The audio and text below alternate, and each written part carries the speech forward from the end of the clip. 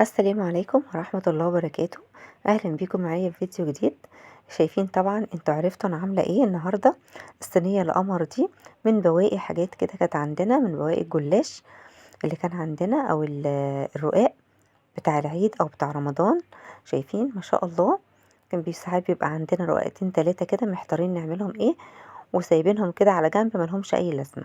لا، وظفيهم بقى في الجو الشتا والبرد ده، هتدفي البيت كده وتخلي ريحة البيت حلوة قوي.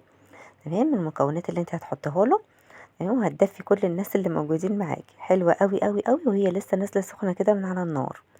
لو أول مرة تشوفوني، أنا اسمي منى ودي قناتي. اشتركوا في القناة وفعلوا زر جرس التنبيه عشان يوصلكم إشعار بكل وصفة جديدة بنزلها على القناة. يلا بينا نسمي الله ونصلي على الرسول عليه أفضل الصلاة والسلام، ونبتدي وصفتنا. بسم الله الرحمن الرحيم. انه عندي الرقاق ده بقاله فترة عندي كده موجود، ملهوش اي لازمة كده ومش عارفة اعمله ايه، ولا هو كتير ولا هو قليل. تمام، حوالي 3 رقاقات كده كان فاضلين معايا من الصينية. بكسر الرقاق كده، بجهز الصينية بتاعتي واجهز واكسر الرقاق زي ما انتوا شايفين كده. بس اهم حاجة الرقاق ما يبقاش فيه القطع السودة دي. تمام، الحبيبات السودة دي او الدوائر السودة دي في التسوية بتشيليها خالص عشان ما تمررلكيش الوصفة. تمام، اي حاجة محروقة شيليها على طول. خلاص، دي كانت نضيفة اهي وزي الفل. واكسرها كده، كسريها بقى التكسيرة اللي انت عايزاها سواء كبيرة او صغيرة. هو كده كده هيدوب في اللبن وفي التسوية كده وهيبقى زي الفل. بس اهم حاجة في وصفة النهاردة ما تخليهاش على النار كتير جدا، يعني ما تسيبيهاش في الفرن يعني فترة طويلة. تمام، من فين لفين كده تشوفيها.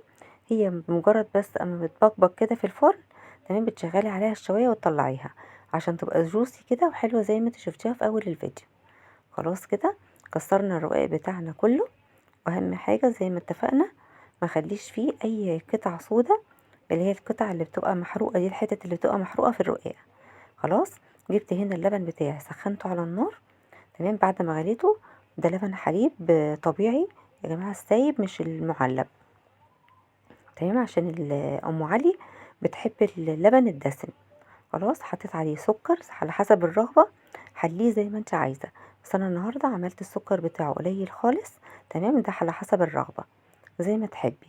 خلاص، بقلب السكر كويس جدا في اللبن وهو سخن كده زي ما انتوا شايفين لسه نازل من على النار. وهضيف اللبن كده على الرقاق زي ما انتوا شايفين لحد اخر حبة، من كيلو لكيلو ونص. تمام كده، خلاص بعد ما نزلت اللبن بضيف شوية بقى من جوز الهند. ده بيديها بقى طعم وريحة وبيغنيك ان انت تحطي اي مكسرات تانية. ريحته وطعمه في ام علي بيغنيك ان انت تحطي اي مكسرات تانية لو ما عندكيش. ده الزبيب اللي احنا عملناه سوا على القناة، ما شاء الله كان تحفة تحفة تحفة من الجمال. بوزع كده، حطيت عليها زبيب وجوز هند. تمام، ادي على حسب الرغبة. عندك اي مكسرات حطيها مفيش اي مشكلة. ودي معلقة كبيرة كده من السمنة البلدي. ببتدي ان انا اوزعها كده واكسرها على هي بتبقى مجمدة. تمام، بوزعها كده على الصينية كلها عشان كلها تبقى واخدة طعم واحد. زي ما انتوا شايفين كده، طعم حتة السمنة البلدي دي بتوديها في حتة تانية. ولو ما عندكيش سمنة بلدي، ممكن القشطة بتاعت وش اللبن بتطلعيها، تضربيها كده وتوزعيها على الوش، بتبقى تدي نفس طعم السمنة البلدي. كده خلاص بقى بدخلها الفرن زي ما انتوا شايفين كده. بصوا، اول ما بتخش الفرن بتعلى كده وتملى الصينية. تمام، لان اللبن بتاعك بيفور. تمام، كأن بيدي فوران كده بس بيمنعه ان هو يكب معاكي. الرقاق طبعا اللي احنا حاطينه بيتقله. تمام، بصوا بقى اول لما هلاقيها بتبقبق كده في الصينية من فوق. تمام، وابتدي تغلي وبتعلى كده، بشغل عليها الشواية. وكده خلصت معايا. وبديها اللون القمر ده، ما بزودش عليها في التسوية من فوق عشان الوش ما ينشفش زيادة عن اللازم. بصوا بقى، بوريها لكم هنا. شايفين جوسي ازاي؟ ما تكتريش عليها تسوية اكتر من كده. تمام، لان كده كده الجلاش بتاعنا او الرقاق كده كده هو مستوي، فمش محتاج ان انتي تسويها زيادة عن اللازم. كل ما بتسيبيها في الصينية زيادة عن اللازم، الرقاق بيشرب اللبن وبيشرب السوائل اللي فيها، وبتنشف وتقدقد معاكي، مش بتبقى حلوة خالص. تمام، المعلومات دي اهم من الوصفة ذات نفسها. خلاص الوش بتاعها بيبقى جوسي كده، الوش بتاعها بيبقى فيه يعني سنة قرمشة، وهي جوسي كده من جوه، بيبقى ميكس مع بعضه تحفة تحفة من الجمال. لو أول مرة تشوفوني اشتركوا في القناة وعجبتكم الوصفة، وفعلوا زر جرس التنبيه عشان يوصلكم إشعار بكل وصفة جديدة بنزلها على القناة. تحت الفيديو هتلاقي كلمة اشتراك، دوسي عليها وهتدوسي عليها تاني هتلاقي علامة الجرس على الكل.